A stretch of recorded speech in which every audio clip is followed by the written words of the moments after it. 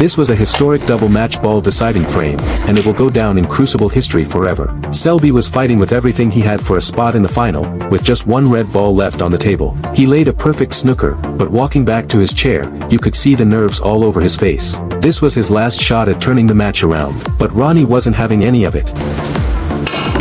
He played an almost crazy escape shot and blew Selby's carefully built defense wide open. The red ball danced across the table in a way nobody could have predicted. Then it came to rest right behind the black, accidentally creating a textbook limit snooker. This was the deciding frame of the 2020 World Snooker Championship semifinal. By this point both players had already battled through 32 frames, and Ronnie had completely run out of patience. All he wanted was to finish the match and get out of there, but somehow that reckless shot accidentally created a perfect snooker. The moment Selby saw that shot from Ronnie, his focus completely disappeared and his eyes went blank.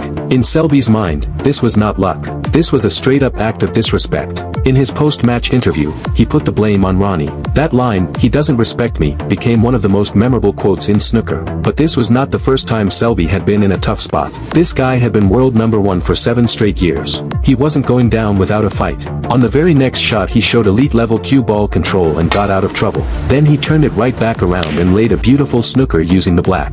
That is absolute. Walking back to his seat, he thought he had finally swung the momentum. Then Ronnie pulled off another incredible shot and sent him straight back to despair.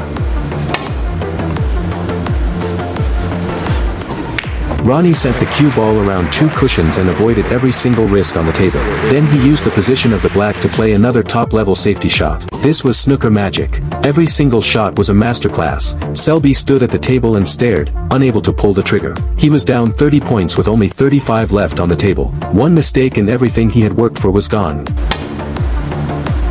He finally played the shot and managed to hit the red, but the cue ball position left Ronnie with an opening. Ronnie's eyes were locked in, and with a huge prize on the line he did not hesitate. He stepped up and potted an incredibly difficult long red, then smoothly moved on to the yellow.